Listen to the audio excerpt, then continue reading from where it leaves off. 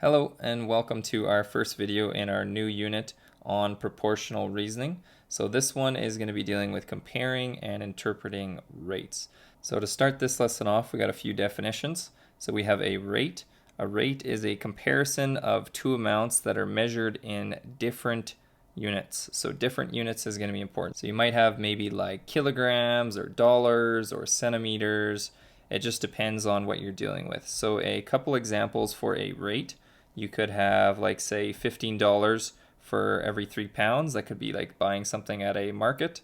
Or if you had 60 words for every 2 minutes, that could be maybe how fast you're typing. You got 60 words every 2 minutes. Or you could have something like 340 kilometers for every 3 hours. That one you guys might know. A kilometer per hour is going to deal with speed. So those are some different rates. So they have 2 different units. The next thing is a unit rate. So a unit rate is a rate in which the numerical value of the second term is 1. So in all of these denominator terms, if they were a 1, that is a unit rate. So some examples of those could be maybe $2.20 for every pound. So this is just 1 pound. Or 100 words for every minute. That's 1 minute. And then the last one, 50 kilometers for every 1 hour. So the second term is always going to be 1 in a unit rate. That's why it's called a unit rate, because it's only 1 unit. And then lastly, we have a proportion. We're going to use these sometimes to solve different questions. So a proportion is represented as a fraction equal to another fraction. And to solve these, what you can do is you can cross multiply to solve a proportion containing an unknown quantity. So we're going to do an example here. So maybe you had 5 pounds over x. We don't know what x is, but this equals 2.2 pounds over 1 kilogram. So the one thing you got to make sure when you're setting up a proportion, in this case it was already set up, but if you have to set up your own, is that if you put pounds in the top here, we have to put pounds in the top over here. And then if kilograms is here in the bottom, in the denominator, this one is also going to be kilograms.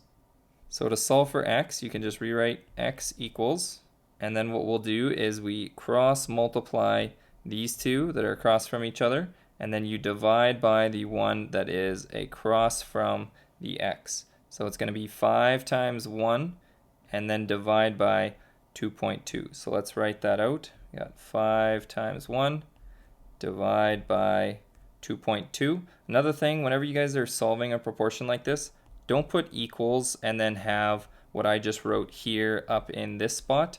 That would be incorrect. Okay, you got to move downwards. If you want to move sideways, what you could do is you could put an arrow and then put x equals 5 times 1 over 2.2, but it's safest to always just work down. So 5 times 1 and then dividing that by 2.2, you're going to get 2.27 repeating. It just keeps going 27, 27, 27.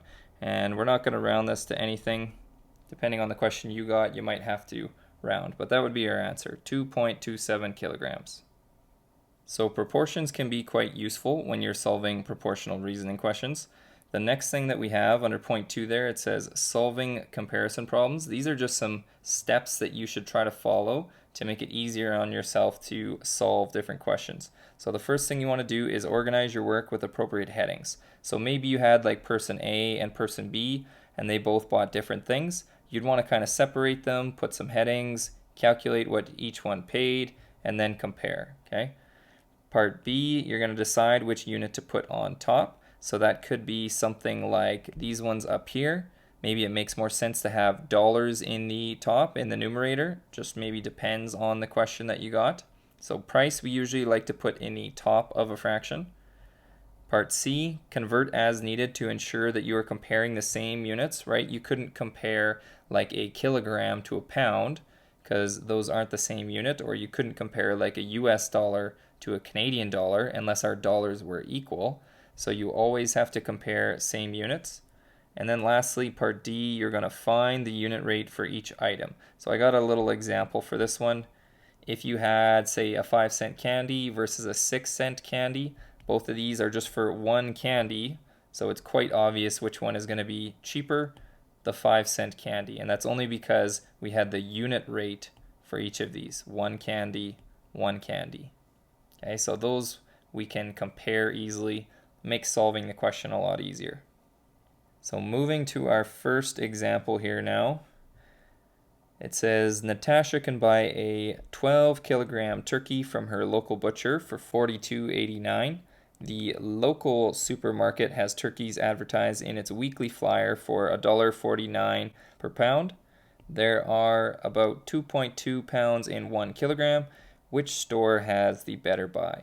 So with something like this, we got two different stores, two different prices. They have different units. What we should do is kind of organize our work. We're going to have one with the butcher and then one with the supermarket. And then we're going to find the unit price for each and then compare the prices. So let's start off with the butcher first. The butcher was right here. It was $42.89 and that was for 12 kilograms. So I'm going to write that, and we like to put price on the top. Always try to put price on the top. So we got $42.89 and that was for 12 kilograms.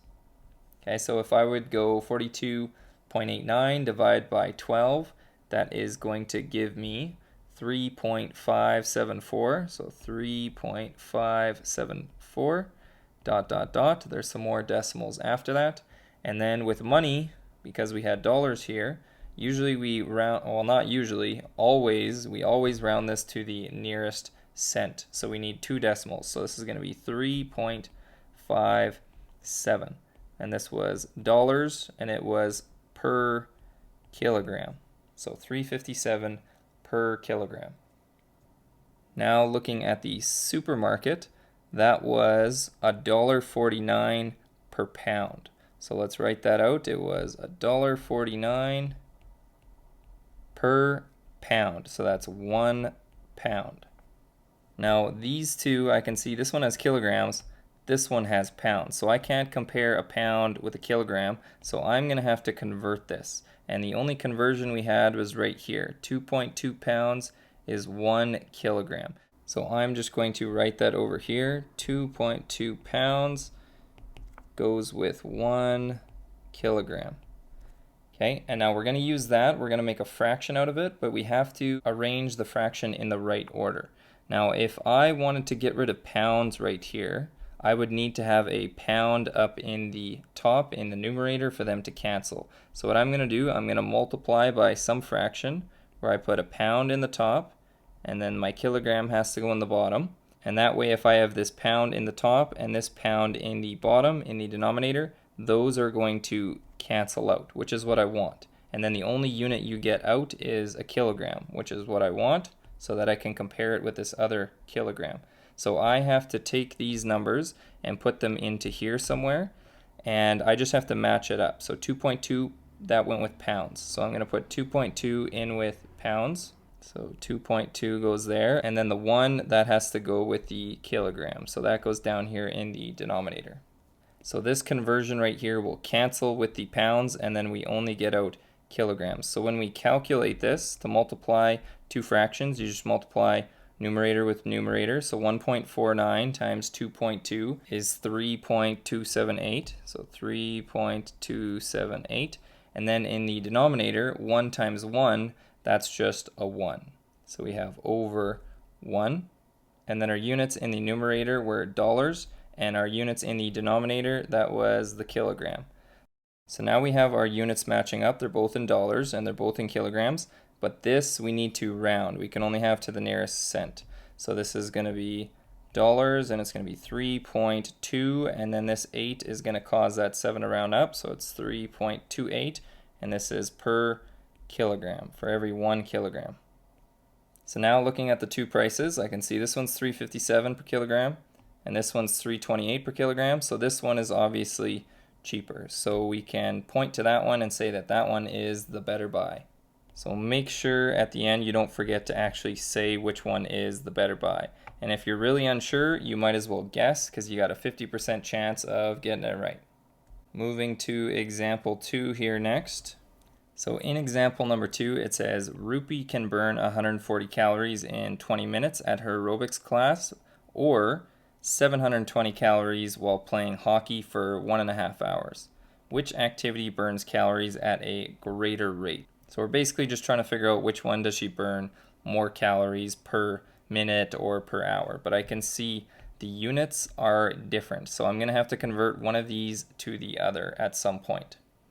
So again, what we should do, because we got two different activities in this, is we should divide up our work into kind of two parts. So I have aerobics and hockey. So we're going to do aerobics here first.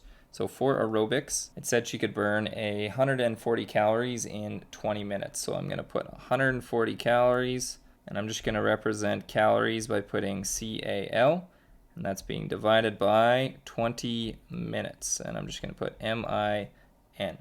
So then when we divide those, 140 calories divided by 20 minutes, we're going to get 7, and it's calories per minute. I'm just using the same units as what we had up top here, calories and minutes.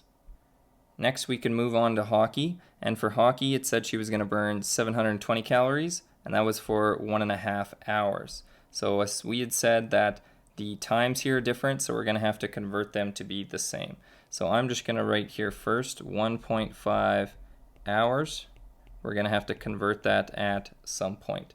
So just like this one where we took calories and divided by minutes, we're going to have to do the same for this one. Calories divided by, we're just going to have to convert that to minutes at some point. So it's 720 calories, and then we're going to divide by 1.5 hours, and then we're just going to convert the hours. So 1.5 hours, that's 1.5 hours, so that's 60 minutes plus another 30 minutes, that's a half hour. So 60 plus 30, that is 90 minutes. So we're going to swap out the 1.5 hours with 90 minutes. So this is then going to become 720 calories divided by 90 minutes. And then when I take those two and divide them, I'm going to get 8, and that's 8 calories per minute. So now that we have the same unit rate, they're both calories per minute, I can see that this one, she burns calories at a greater rate. She burns 1 calorie more for every minute. So we're going to point to that one and say that one burns at a greater rate. So that is our last example. Our textbook questions we just got at the bottom here now. So it's on page 450. We got those questions. And then some questions you're going to need some conversions. So some of these you might know, but for 1 liter, that's 1,000 milliliters. 1 kilogram, that's 2.2 pounds. 1 hour, 60 minutes. And in 1 minute, that's 60 seconds.